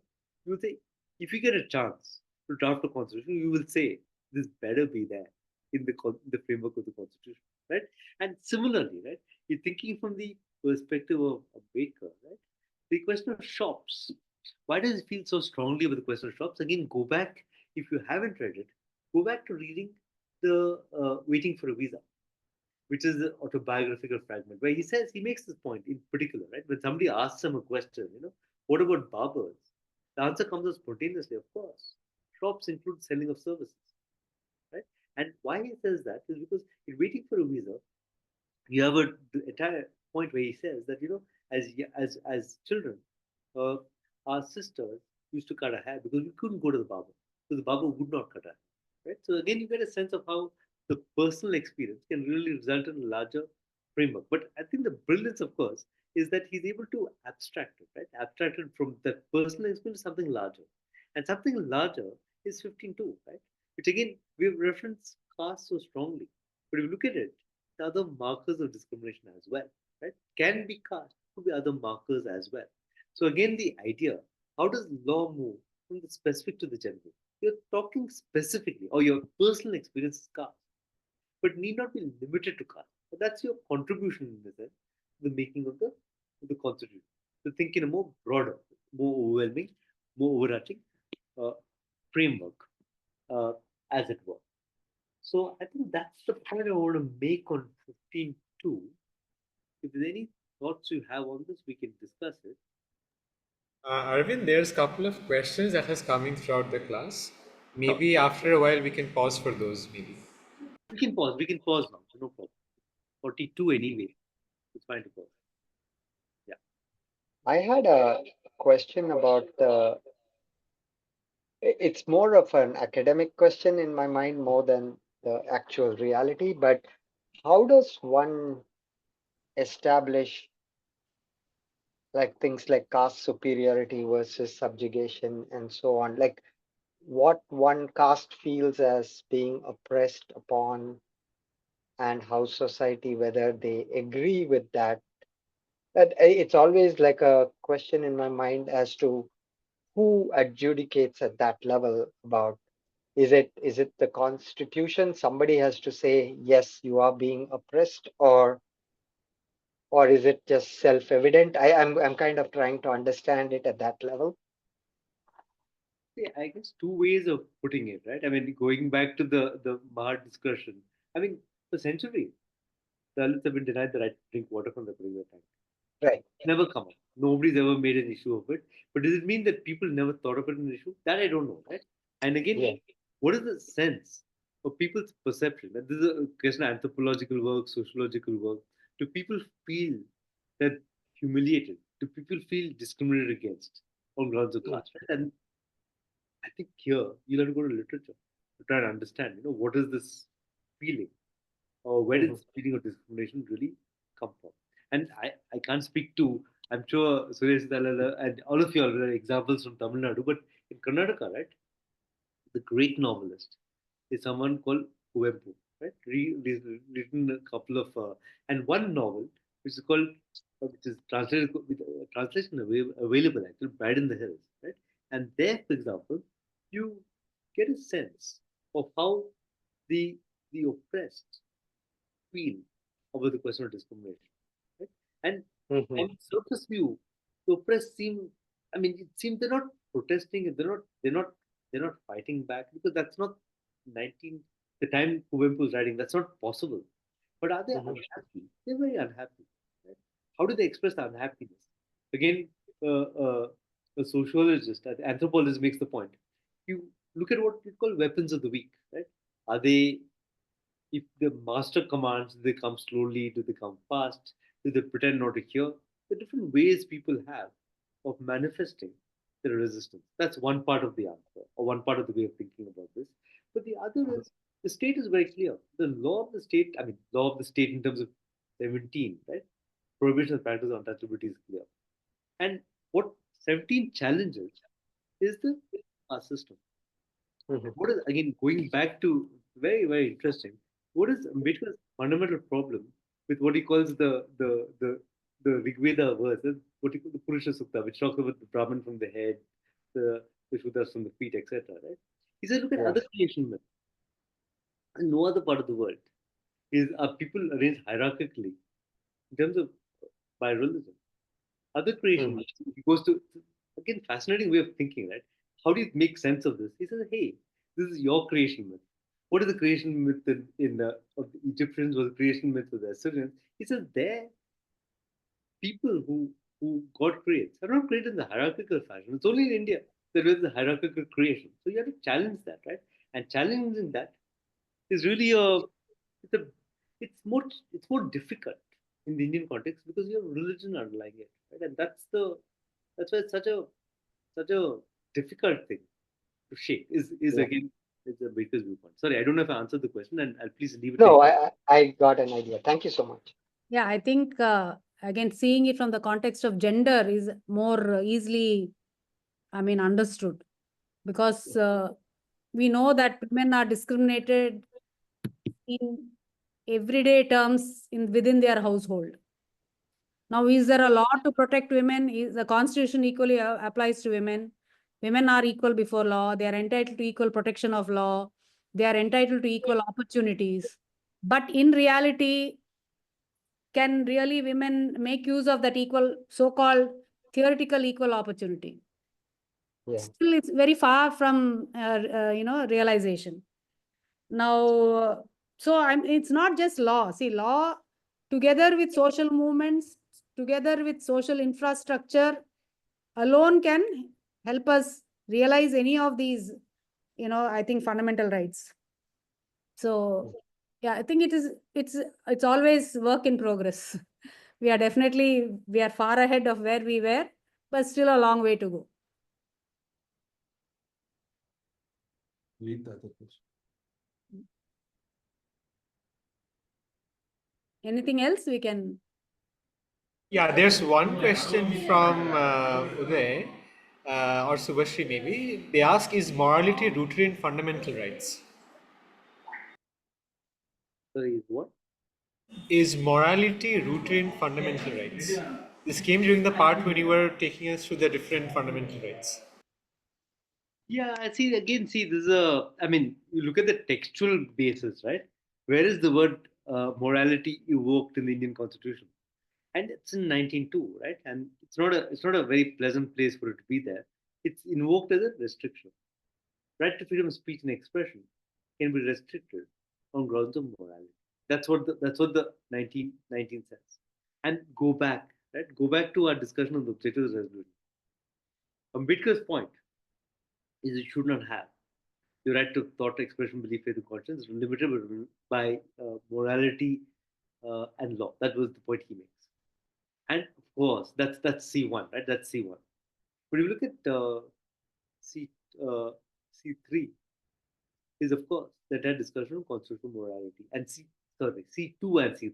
C3, which is in Constitutional Assembly debates, which becomes a part of C2, which is Supreme Court judgments on Navtej Johar and other judgments which evoke the notion of constitutional morality. Now the idea, I mean, within the court's understanding, the idea of morality is uh, morality has to be rooted in the text of the Constitution. That is the idea that the Constitution is a political document which is founded on a deep political morality, and that morality is the morality of the Constitution. Again, you go back to the Chandrachud's invocation in Sabrimala case. He says the idea of the morality of the Constitution is based on the fundamental respect to the dignity of the individual, the equality of all persons, and respecting the freedoms of people. Right. So you can't have a morality which destroys this in effect. We will give you one more example of this on the question of how we think of morality, and this actually came up during the hearings during the Nas case, which was the decriminalization of homosexuality in the Delhi High Court, and Justice Shah. Again, I think judges ask questions to get the best of counsel. That's the way they do it. He asked the counsel at that time, Sham Dewan, Mr. Dewan, do you think that you talked about the right to life and dignity of LGBTQ persons, etc., under 21, but do you think that the rights under 21 could be limited on grounds of morality? Because it's a big question, right? I mean, is homosexuality morally moral? That debate has happened a lot, right?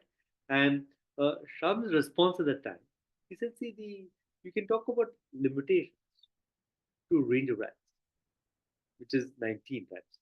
That's understood, right? Because 19 provides for limitations on rights. But 21, right? When you talk about something as integral as dignity, there can be no limitation to your right to dignity. Right? And again, you think of the jurisprudence. He's not making an abstract. Go back to the interpretation of dignity. Right? The question is, if you go back to the question of prisoners' rights and the Supreme Court's interpretation, Supreme Court says that of course you're a prisoner. Your right to move is restricted. You can't move anywhere you want to. But can you restrict your right to dignity? Can you say I will deny you reading material? Can you say I will deny you visits by family members? Can you say I will subject you to solitary confinement? The court holds no, you can't, because that's a part of your right to dignity. Even prisoners have the right to dignity. Right? So that's the way you think of dignity, constitutional morality, and public morality. Right? And again, I'm just saying it, but you have to read, right? Read the Nas judgment, read the Navtej judgment for this discussion on morality, to understand more deeply how you think of morality in the context of the Constitution.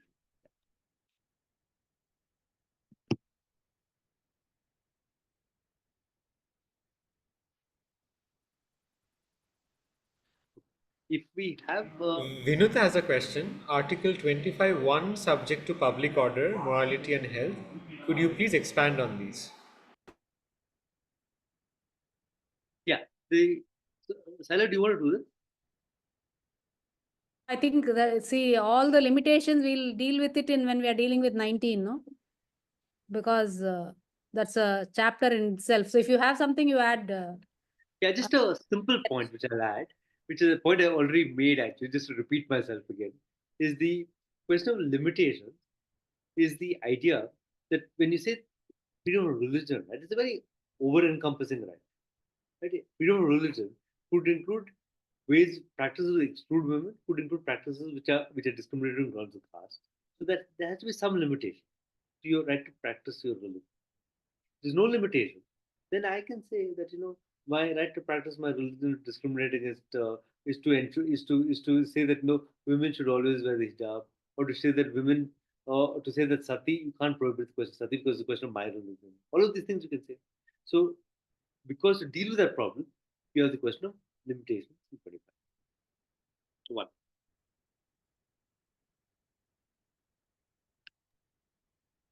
Yeah, on the definition of public order, law, all that we'll deal with it later when we are dealing with limitations, because there's a larger discussion on what constitutes public order, whether every law and order situation is public order. So Supreme Court describes, I mean, it's not very clear, but still, there is some discussion about what constitutes public order. So we'll deal with it when we are dealing with Article 19, because many of the rights are limited by various things like public order, public health. So let's park that question for the next class, because we are also running short of time. If we have maybe only 5 minutes, maybe you want to should we just briefly touch on 17, because we're not going to get time to look at it again, I think, unless it's somebody else has a pressing question. Yeah. And 16, did you look at it? Maybe just run through 16. We'll just open it.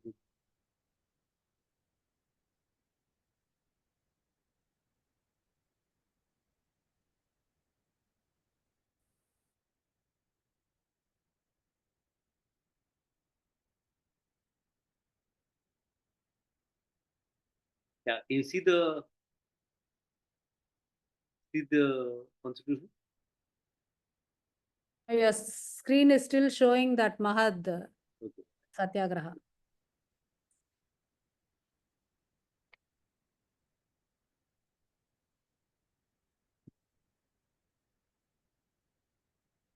Now it's showing. Yeah, now it's visible. It's 15, so we can go to. Yeah, going back, right? I mean, what I was supposed to look at is the relationship in 14, 15, 16, 17, and 18, right? And again, this question of relationship is very, very important. And here, one more connection you have to make between 15 and 17, right? Sorry, 15, 2, and 17. I'll give you a clue already. So, what would that be? If you think of what is the relationship of 17 to 15, 2?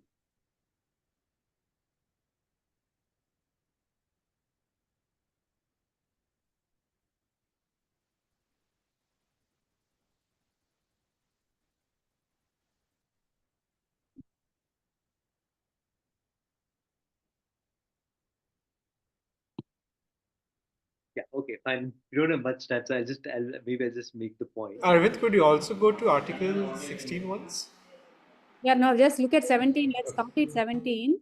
See, untouchability is abolished and its practice in any form is forbidden. The enforcement of any disability arising out of untouchability shall be an offense punishable in accordance with law. So it is as a part of enforcement of this right that you have the SAST Prevention of Atrocities Act, which is makes it an offense. So in that act, they give you an entire list of, Section 3 of the act lists out the various forms of untouchability which are an offense in this country. So those of you who are interested, keep Article 17 in mind and read the SAST Prevention of Atrocities Act. Yeah, Arvind.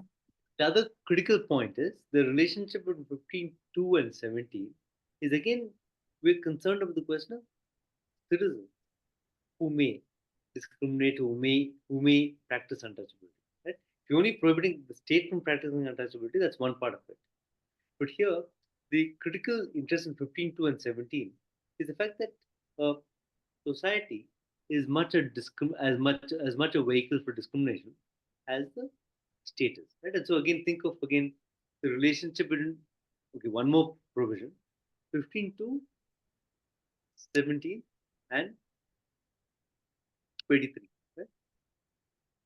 So you say traffic in human beings, and begar again is kind of a labor which is unpaid labor, right? Again, unpaid labor in terms of it's assumed you belong to a particular caste, therefore you're my serf or you're my slave, and whatever labor I ask you as an upper caste, you have to do it. Right? And that's the concept of Bigar, and who practices Bigar? It could be state, but it's mainly society. Right? So again, the question of society emerges very, very strongly in 23, 17, and 15.2. Right? And that's the other kind of three provisions which deal with the violence of violation by society. You can keep that in mind, because that's a important point to understand. And 16, again, we just very briefly look at it, is the 16 is related to the entire question of employment and equality with respect to employment appointment to any office under the state, right? And it's very, very important. Why is it very important? Because end of the day, the state can, the discrimination is rooted in the law, can be rooted in the law. It can also be rooted in state practice. And state practice will depend upon who runs the state. So the state is run only by one group or one community, then, and if the community thinks only of itself, then it can be very discriminatory state. Right? And so the idea of 16 is you must have a way in which, not of 16.1, but of 16 as a whole, is you must have a way in which the state uh, allows for, is made more representative. And that is 16.4. Right?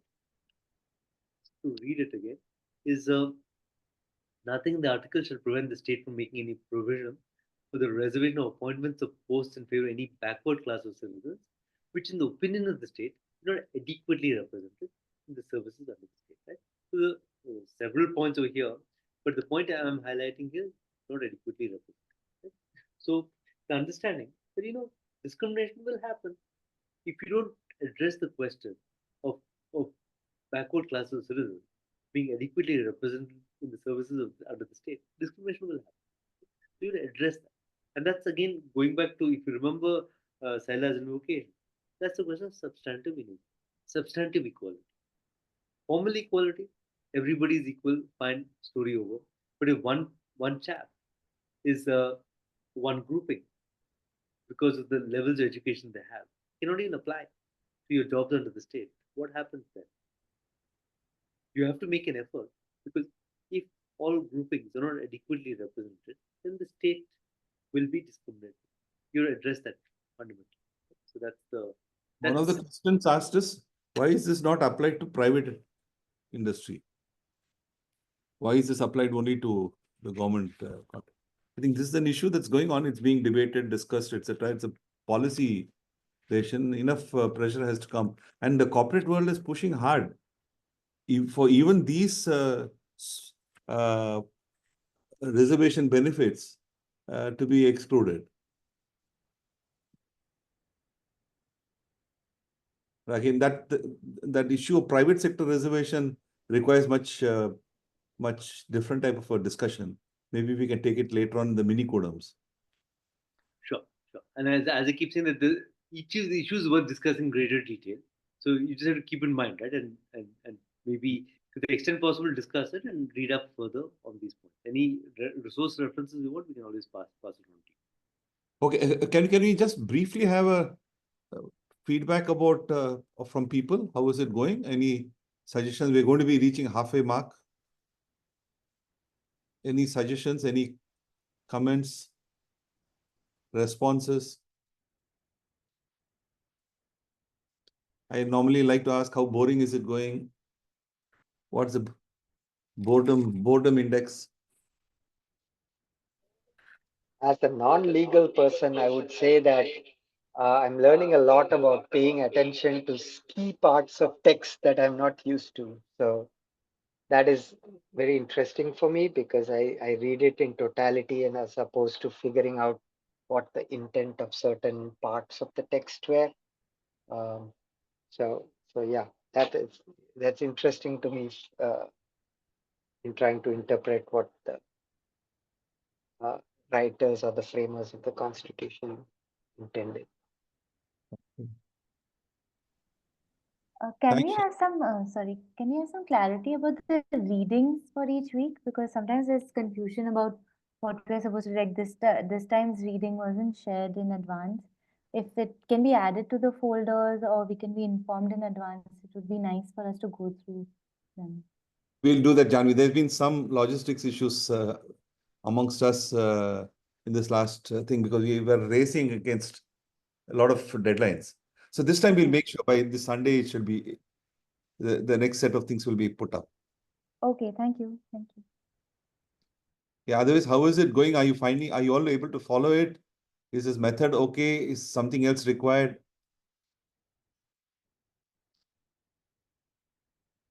You know the usual rule of silence means you are accepting everything is okay.